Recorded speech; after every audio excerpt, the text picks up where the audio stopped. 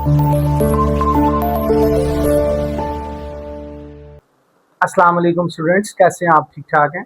तो बेटा आज हम जो पढ़ने जा रहे हैं वो हमारे पास 10th क्लास का टॉपिक है, चैप्टर नंबर 3 है टाइप्स ऑफ वेरिएबल। और इसके साथ हमारे पास रिजर्व वर्ड्स क्या आते हैं, इसकी डेफिनेशन नहीं है लेकिन डू यू नो में हमारे पास वो बताया गया है। तो बेटा देखें, हमारे पास सबसे पहले हमें वेरिएबल्स पढ़ लिया था कि हमारे पास वेरिएबल्स क्या थे। आज फिर मैं आपको बता देता हूं कि हमारे पास जो वेरिएबल्स होते हैं ये आपके पास मेमोरी है, उसमें अगर एक डाटा स्टोर है और उस मेमोरी का हमने कोई नाम रख दिया तो ये आपके पास क्या कहलाएगा? वेरिएबल कहलाएगा। अगर मैं लिख देता हूं ए में स्टोर है 15, तो ये आपके पास क्या है? ये आपके पास वेरिएबल्स हैं। अब हम देखने जा रहे हैं कि ये जो हमारे वेरिएबल में ये जो डाटा यूज हो रहा है या वैल्यू यूज हो रही है, इसकी हमारे पास टाइप क्या होगी? बात समझ आ गई? तो हम उसको नाम देंगे टाइप्स ऑफ वेरिएबल्स या डाटा टाइप्स। तो हम देखते हैं कि हमारे पास डाटा टाइप्स कौन कौन सी हैं जिनको आज हम डिस्कस करेंगे। ओके जी, अब हमारे पास जो सबसे पहली आएगी बेटा वो हमारे पास है इंटीजर। हम इसको पढ़ते हैं क्या? इंट पढ़ते हैं। उसके बाद दूसरी हमारे पास आएगी फ्लोट्स, इसको हम पढ़ेंगे फ्लोट। फिर हमारे पास आ जाएगी स्ट्रिंग, इसको हम पढ़ेंगे str। और लास्ट पे हमारे पास आ जाएगा बूलियन, इसको हम बेटा पढ़ेंगे क्या? बूल। आज हम ये चारों टाइप्स को क्या करने जा रहे हैं? एक एक करके डिस्कस करने जा रहे हैं। तो हमारे पास जो सबसे पहले है वो है इंटीजर। आज हम जो सबसे पहली टाइप को देखने जा रहे हैं वो हमारे पास इंटीजर है, जिसको हम बोलते हैं इंट। देखें जी, कहता है कि जो इंटीजर डाटा टाइप है उसको आप लिखते हैं, जो हमारे पास इंटीजर डाटा टाइप है उसको हम स्टोर करते हैं या उसको हम शॉर्ट करके लिखते हैं। किस तरह? As a int.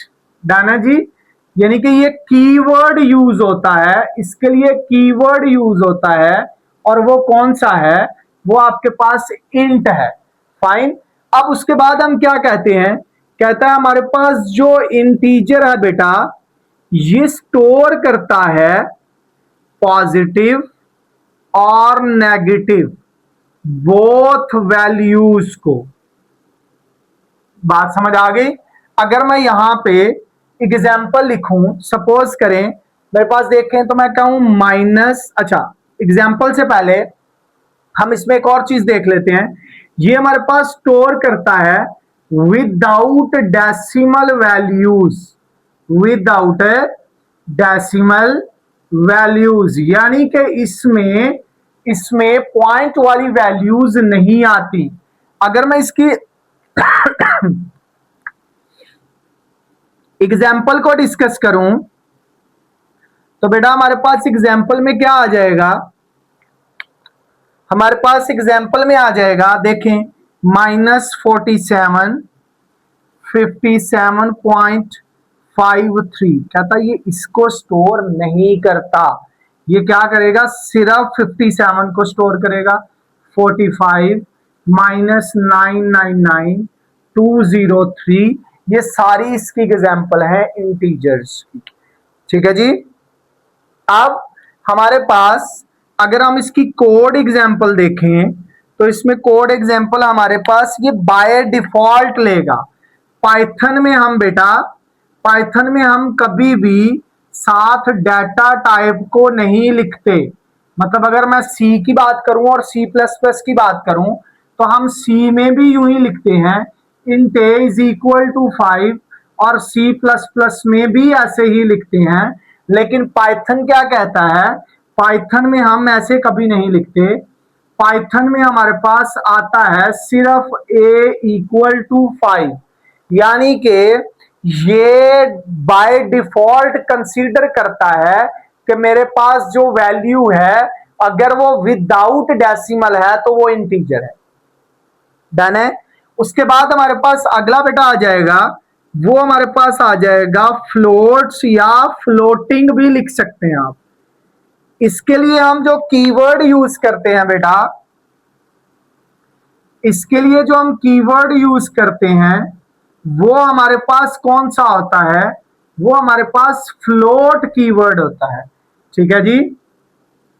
अब अगली बात देखें, कहता है कि ये हमारे पास स्टोर करता है बोथ कौन कौन सी, डेसिमल भी और विदाउट डेसिमल भी, ये दोनों वैल्यूज को स्टोर करता है। बात समझ आ गई। और इसमें भी सेम हमारे पास जैसे ऊपर था पॉजिटिव और नेगेटिव, बोथ वैल्यूज इसमें क्या होती हैं, स्टोर होती हैं। अगर मैं आपको इसकी एग्जांपल बताऊं, अगर हम इसकी एग्जांपल की बात करें बेटा, तो हमारे पास इसकी एग्जांपल क्या आती है, इसकी एग्जांपल में हमारे पास आ जाएगा, देखें अगर मैं यहां पे लिखूं सेम -47.53, तो कहता है ये हमारे पास डेसिमल भी लेता है, डेसिमल भी लेता है और विदाउट, ये देखें अगर मैं इसको खत्म कर दूं तो ये विदाउट डेसिमल को भी स्टोर करवा रहा है।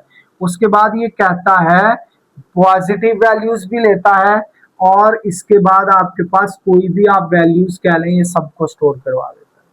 ठीक है। तो इसके लिए भी हम लिखेंगे a इज इक्वल टू 5.5।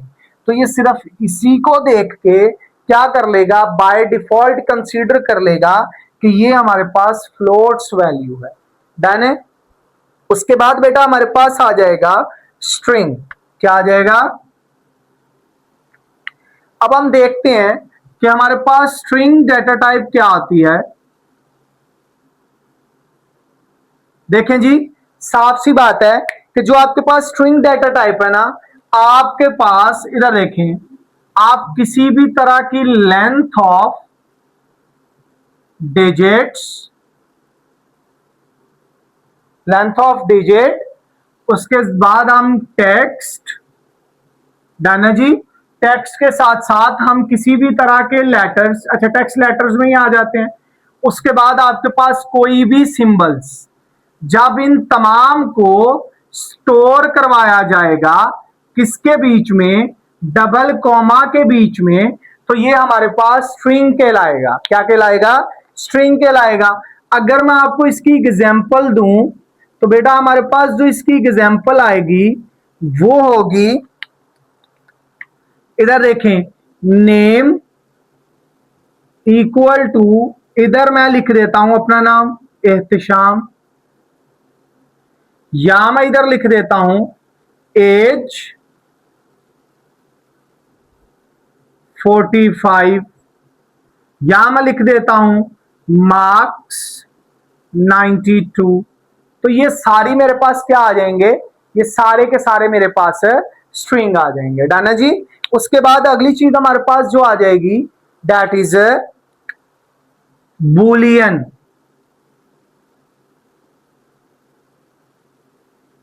और इसको आपको पता है, इसके लिए बेटा हम जो कीवर्ड यूज करते हैं, इसके लिए जो हम कीवर्ड यूज करते हैं वो हमारे पास होता है बूल कीवर्ड। कौन सा कीवर्ड होता है, बूल कीवर्ड होता है।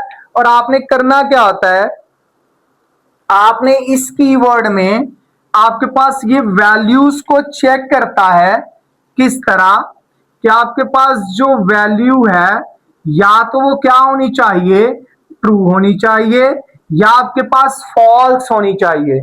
ये देखें, अगर मैं इधर लिखता हूं x is equal to true, y is equal to false, और मैं यहां पे लिख देता हूं लॉजिकल एंड, ये वेरिएबल है, और लिख देता हूं x एंड y, तो ये आपके पास क्या करेगा, x में ट्रू कंसीडर करेगा, y में फॉल्स कंसीडर करेगा, एंड ऑपरेटर अप्लाई करेगा और कहेगा कि जो रिजल्ट आएगा वो हमारे पास क्या आ जाएगा, रिजल्ट हमारे पास फॉल्स आ जाएगा। डन है बेटा?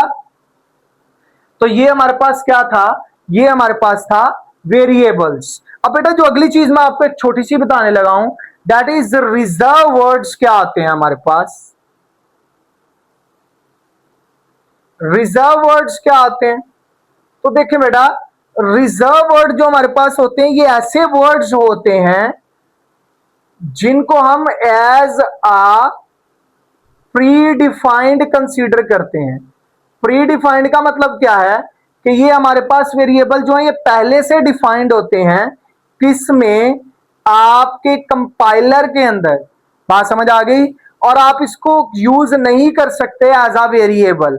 जैसे अगर मैं इधर लिखूं इंटीजर, ये जितनी भी डेटा टाइप्स पड़ी हैं, ये आगे आप देखेंगे इफ, उसके बाद एल्स, उसके बाद फॉर, उसके बाद ये सारी चीजें आपके पास किसमें आ जाएंगी?